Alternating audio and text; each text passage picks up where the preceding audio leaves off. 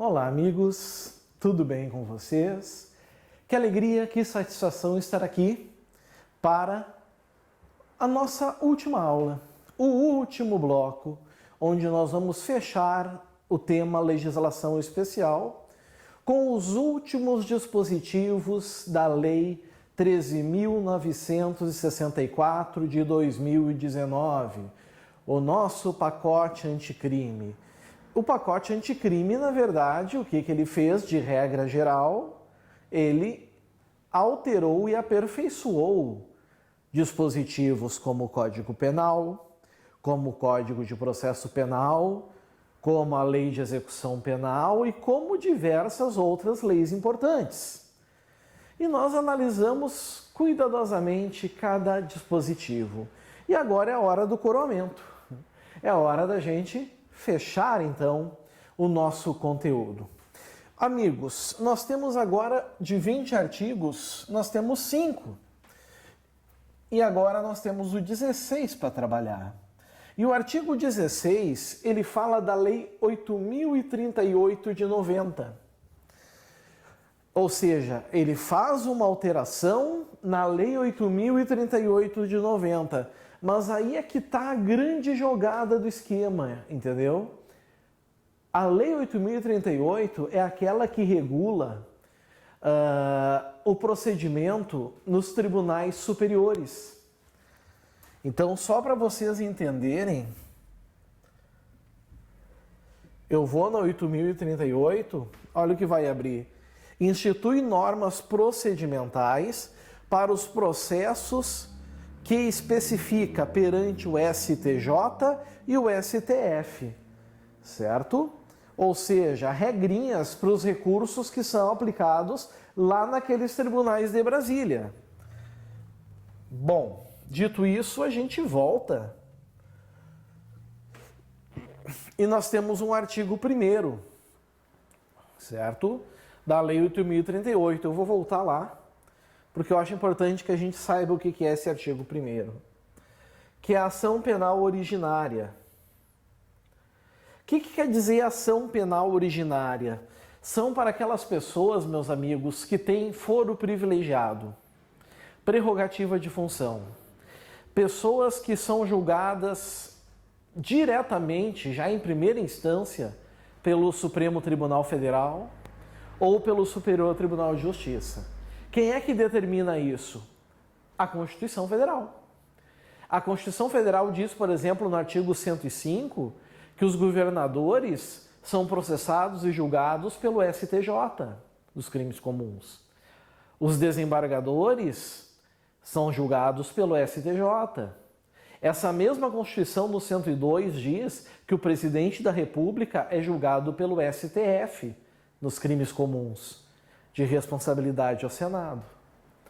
Então ele traz essas regras. Então ele diz aqui, da ação penal originária, ou seja, aquela que começa no STJ ou no STF, certo? Nos crimes de ação penal pública, o MP terá o prazo de 15 dias para oferecer a denúncia ou pedir arquivamento do inquérito ou peças informativas. Se ele entender que o fato não é crime, se já está extinta a punibilidade, não há elementos mínimos, ele oferece denúncia. Mas são 15 dias, certo? Se o indiciado estiver preso, não nos interessa. Temos um parágrafo 3º.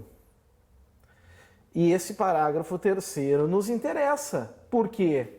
Porque é o parágrafo alterado pelo pacote anticrime.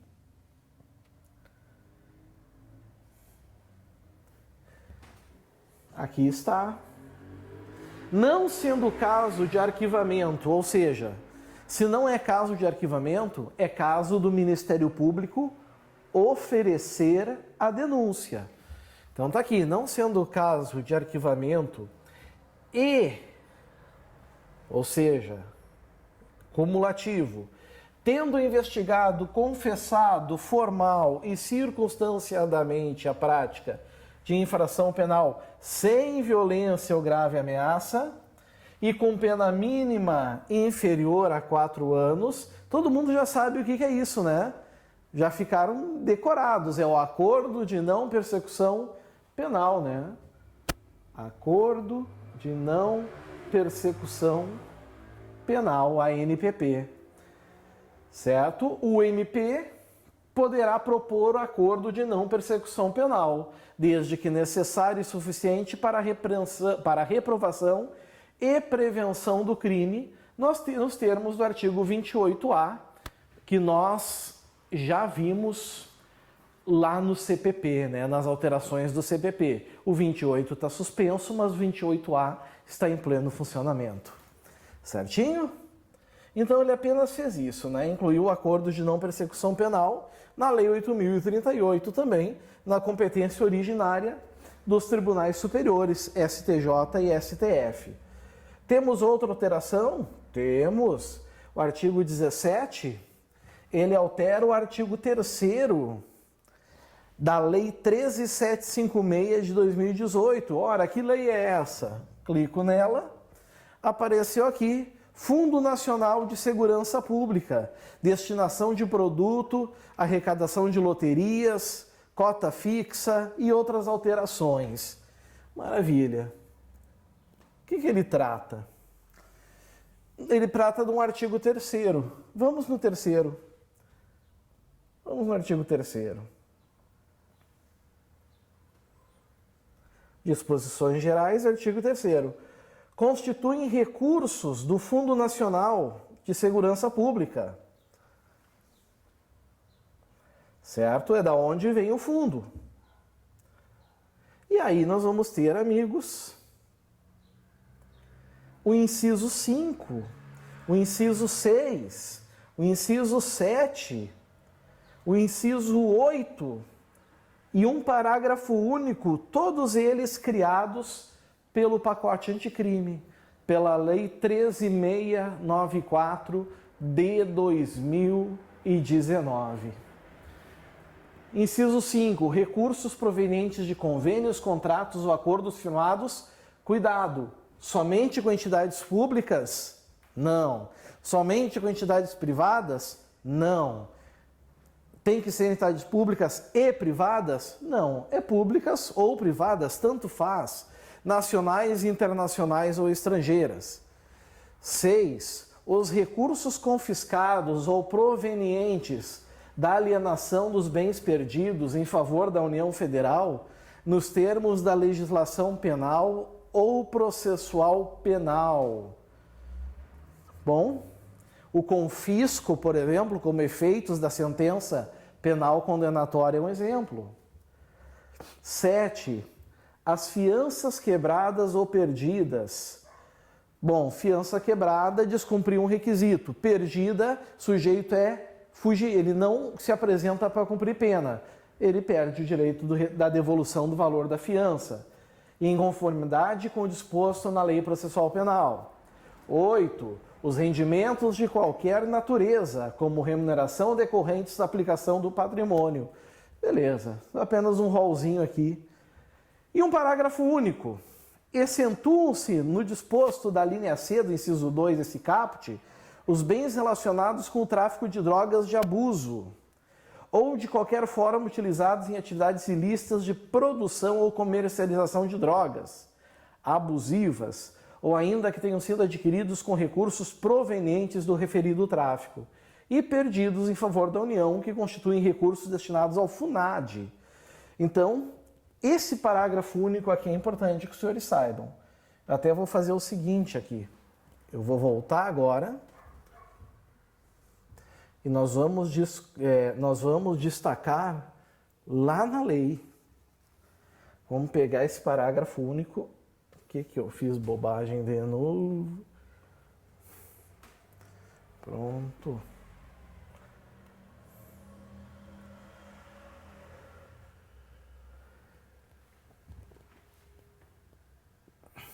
Alguma coisa não está batendo.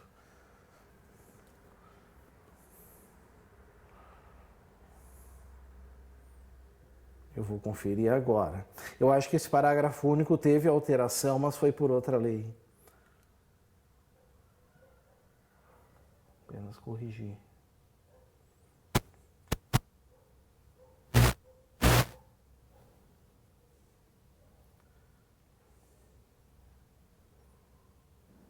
Exatamente, né? O parágrafo único é de 86, né?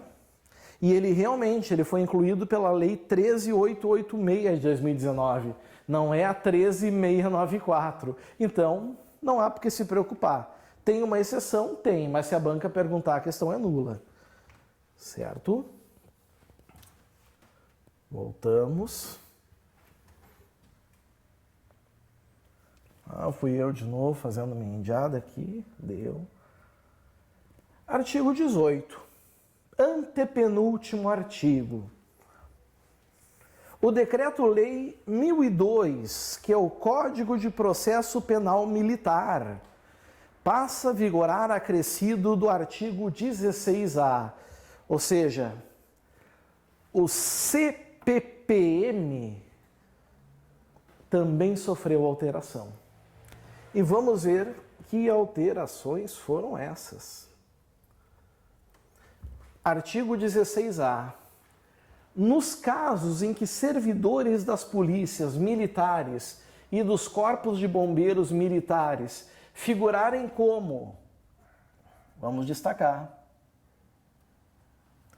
como investigados em inquéritos policiais militares e demais procedimentos extrajudiciais, cujo objeto for a investigação de fatos relacionados ao uso da força letal praticado no exercício profissional. E agora cuidado com isso que pode vir em prova, queria a atenção de vocês. De forma consumada ou tentada, incluindo as situações nos artigos que não nos interessa aqui. O indiciado poderá constituir defensor. Veja que interessante. A ampla defesa aqui, ela não é observada. Por exemplo, tu quer advogado? Quero. Então, pode trazer. Nesse caso. Nesse caso. Parágrafo 1º.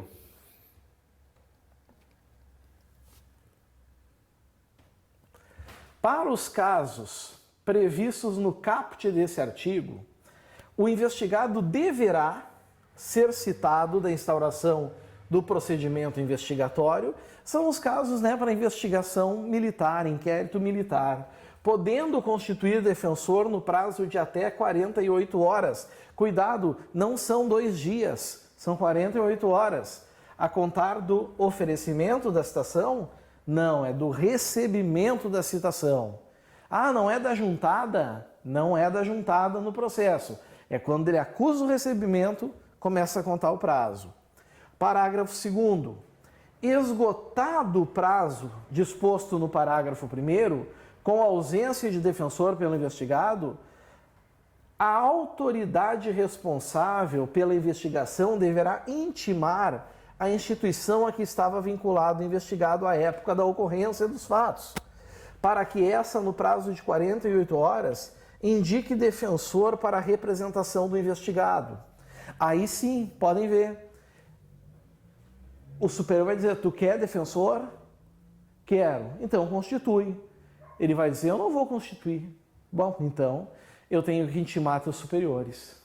E os superiores, então, vão nomear um defensor para aquele réu, aquele indiciado que comete crime militar, Estamos aqui falando de um procedimento militar.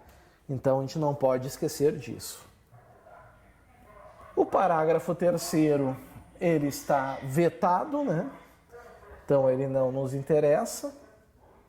O parágrafo 4º está vetado. O parágrafo 5º está vetado. O parágrafo 6º nos interessa. Parágrafo 6º diz: as disposições constantes desse artigo aplicam-se a servidores militares vinculados às instituições dispostas no artigo 142 da Constituição, que é o artigo que fala da segurança pública, desde que os fatos investigados digam respeito a missões para a garantia da lei e da ordem. Beleza. O artigo 19, ele revoga o parágrafo 2º do artigo 2º da Lei 8.072 O parágrafo 2º do artigo 2º, meus amiguinhos,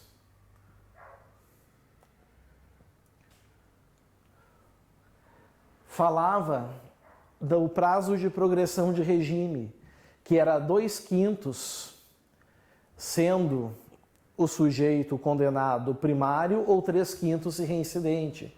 Nós vimos no pacote anticrime que agora existe uma tabela, e é essa tabela que tem que ser obedecida, não é verdade? Então temos que cuidar isso também. Essa lei entra em vigor após decorridos 30 dias de sua publicação. Ela entrou em vigor dia 23 de janeiro de 2020. Está aqui. Jair Messias Bolsonaro, Sérgio Moro, José Vicente Santini e André Luiz de Almeida Mendonça. Certinho? E assim, amigos, a gente dá adeus. É o final do nosso pacote anticrime. Eu queria, amigos, dizer para vocês que para mim, entrar nesse estúdio, gravar essas aulas, foi um prazer imenso, porque é como se a gente fosse, como eu posso dizer, parte da trajetória de vocês, plaquetas de um sangue que está fervilhando no braço. E que vocês com certeza hão de honrar isso no dia da prova. Eu não tenho dúvida de que os preparados, pelo menos aqueles que levaram a sério esse projeto de vida, certo? Que é a carreira policial, por exemplo, não vão titubear nas adversidades e vão colher flores, colher coisas boas, certo? E isso me deixa muito feliz. Então eu torço muito para vocês, que Deus os abençoe, uma boa sorte na prova, um grande abraço do professor, um grande abraço, tchau, tchau.